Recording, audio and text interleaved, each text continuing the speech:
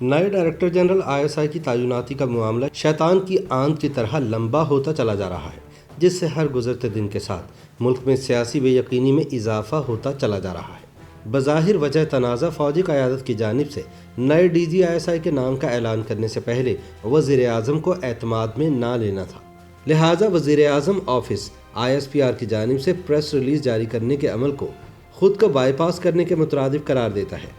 در حقیقت director general ISI کی تعیناتی کبھی بھی سادہ عمل نہیں رہی ہے۔ اس عہدے پر فرد کے چناؤ سے لے کر مشاورت اور نوٹیفیکیشن کے اجرا تک کا تمام عمل اور مراحل پس پردہ اور رازداری کے پردوں میں ہی چھپے رہتے ہیں۔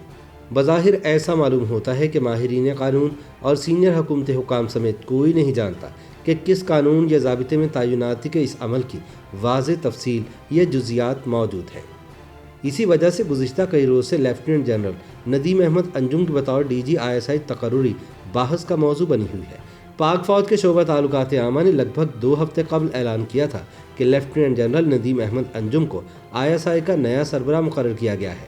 اس تعیناتی کی پریس ریلیز فوج کے شعبہ تعلقات عامہ یعنی ISPR نے جاری کی تھی، مگر اس حوالے سے وزیر اعظم کی جانب سے اعتراض آنے کے بعد ابھی تک کوئی نوٹیفیکیشن جاری نہیں کیا جا سکا۔ اس دوران حکومت کی جانب سے وزیر اعظم اور آرمی چیف کے ایک پیج پر ہونے سے متعلق بیانات بھی آئے۔ پھر یہ افواہیں سوشل اور مقامی میڈیا پر گردش کرتی رہیں کہ وزارت دفاع سے 3 ناموں پر مشتمل ایک نئی سمری وزیر اعظم ہاؤس بھیجی گئی ہے، تاہم سرکاری سطح پر ان خبروں کی تصدیق نہیں کی گئی۔ یہ بھی کہا جا رہا ہے کہ وزیر اعظم فوج کے تجویز کردہ افراد کے انٹرویوز کریں گے اور اس کے بعد ہی سمری پر دستخط کریں گے۔ وزیر اطلاعات فواد چودھری نے اس حوالے سے کہا ہے کہ بڑے عہدے پر تقرری سے قبل انٹرویوز ہونا ایک معمول کا عمل ہے اور اب اس روایت کو بھی متنازع بنایا جا رہا ہے۔ اس سے قبل وزیر اعظم کے مشیر عامر ڈوگر نے نجی TV چینل سما نیوز کے ایک پروگرام میں کہا تھا کہ عمران خان چاہتے تھے کہ لیفٹیننٹ جنرل فیض حمید مزید کچھ عرصہ ISI کے سربراہ کے طور پر کام کرتے رہیں۔ تاہم اس سب کے بیچ ایک سوال بدستور موجود ہے اور وہ یہ ہے کہ DG ISI کی تقرری کے حوالے سے قانون کیا کہتا ہے۔ اسلام آباد میں مقیم ایک سینئر آئینی ماہر نے BBC کو بتایا کہ انہوں نے سیکریٹری اسٹیبلشمنٹ سے رابطہ کیا اور ان سے اس قانون کے بارے میں دریافت کیا جس کے تحت DG ISI کا انتخاب، مشاورت اور تعیناتی کا عمل مکمل کیا جاتا ہے۔ سینئر قانون دان نے نام ظاہر نہ کرنے کی شرط پر بتایا کہ سیکریٹری اسٹیبلشمنٹ کے پاس اس سوال کا کوئی جواب نہیں تھا، انہیں علم نہیں تھا کہ ایسا کوئی قانون موجود ہے بھی یا نہیں۔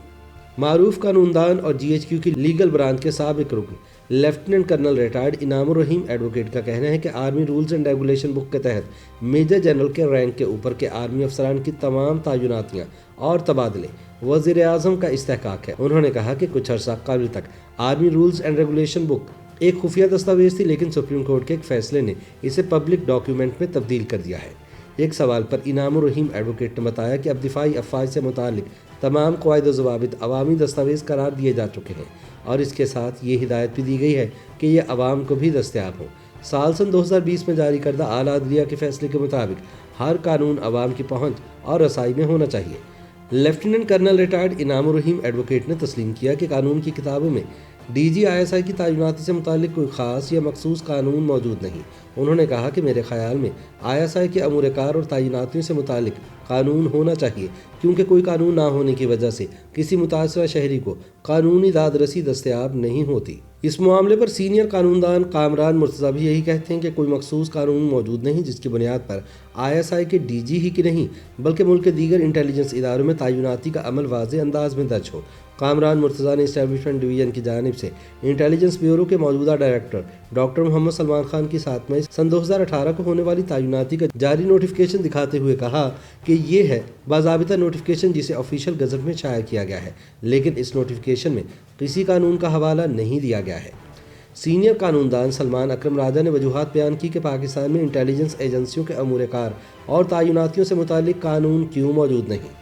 انہوں نے کہا کہ ISI کو ایک انٹرنل چارٹر کی بنیاد پر چلایا جا رہا ہے جو ایک خفیہ دستاویز ہے۔ جسٹس ریٹائرڈ طارق محمود کہتے ہیں کہ ISI جس منشور کے تحت کام کرتی ہے اسے خفیہ دستاویز کے طور پر رکھنے کی ایک وجہ ہے۔ ان کے مطابق اس کی وجہ یہ ہے کہ ISI ایک خفیہ ادارہ ہے، اس کے ارکان اپنی شناخت عوام سے چھپاتے ہیں، وہ اپنی کارروائیاں خفیہ رکھتے ہیں، لہٰذا جس منشور کے تحت وہ کام کرتے ہیں وہ بھی خفیہ ہے۔ تاہم کامران مرتضیٰ کا استدلال ہے کہ کوئی بھی قانونی دستاویز جو عوامی دستاویز نہ ہو اسے قانون قرار نہیں دیا جا سکتا۔ انہوں نے کہا کہ اگر یہ عوام کے سامنے نہیں تو یہ قانون نہیں، کیونکہ معاشرے میں رہنے والے افراد کو علم ہونا چاہیے کہ معاشرے میں کیا قانون رائج یا لاگو ہے، کیونکہ اس میں ارتکاب جرم کا پہلو شامل ہے۔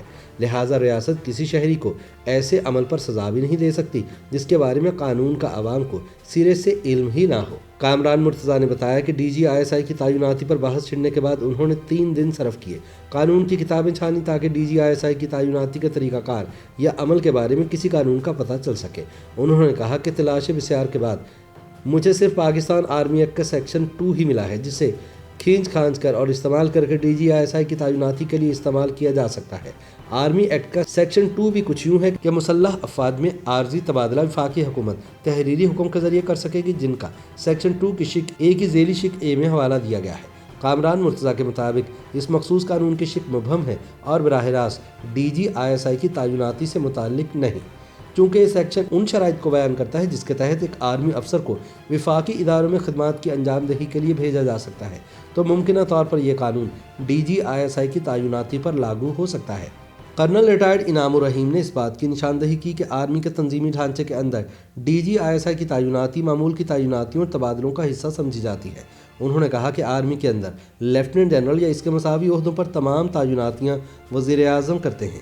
کرنل ریٹائرڈ انعام الرحیم بتاتے ہیں کہ 8 اکتوبر 2020 کو ترمیم شدہ رولز آف بزنس 1973 کے مطابق کرنل کے عہدے سے اوپر یعنی بریگیڈیئر اور اس سے اوپر کی تمام تقرریاں وزیر اعظم کی منظوری سے کرنا ہوں گی، بشرطے کہ آرمی کے لیفٹیننٹ جنرلز یا دیگر دفاعی افراد کے مساوی درجہ کے عہدے پر تقرریاں وزیر اعظم صدر مملکت کی مشاورت سے کریں گے۔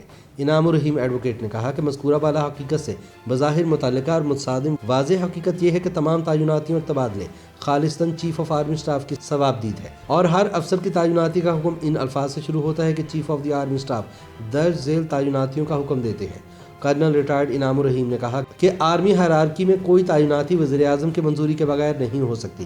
یہ صورتحال بہت سارے سوال پیدا کرتی ہے۔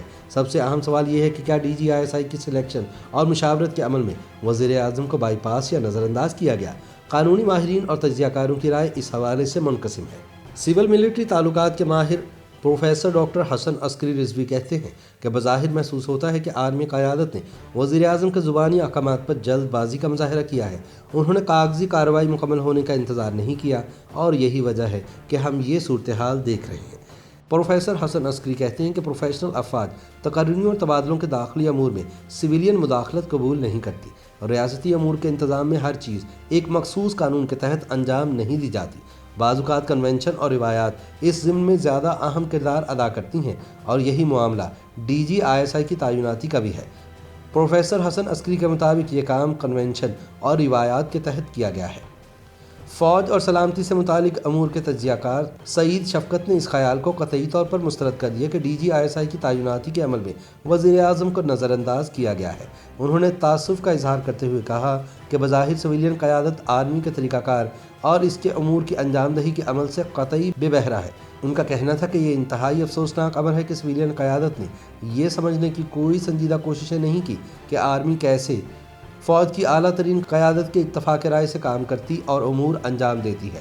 انہوں نے کہا کہ میرا نہیں خیال کہ وزیر اعظم کو بائی پاس کیا گیا ہے، یہ اعتماد کا معاملہ ہے جو دونوں کے درمیان تنہائی میں ہونے والی بات چیت میں طے پایا۔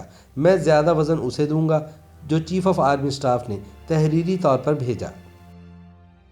YouTube پر گوگلی نیوز دیکھنے کے لیے youtube.com کی سرچ بار میں گوگلی نیوز TV ٹائپ کریں۔ گوگلی نیوز کے پیج پر سرخ رنگ کے سبسکرپشن والے بٹن پر کلک کرنا نہ بھولیے۔ YouTube پیج پر اپلوڈ ہونے والی ویڈیوز سے باخبر رہنے کے لیے بیل آئیکن پر کلک کیجیے۔ آپ کو ہر نئی ویڈیو کے بارے میں نوٹیفیکیشن موصول ہو جائے گا۔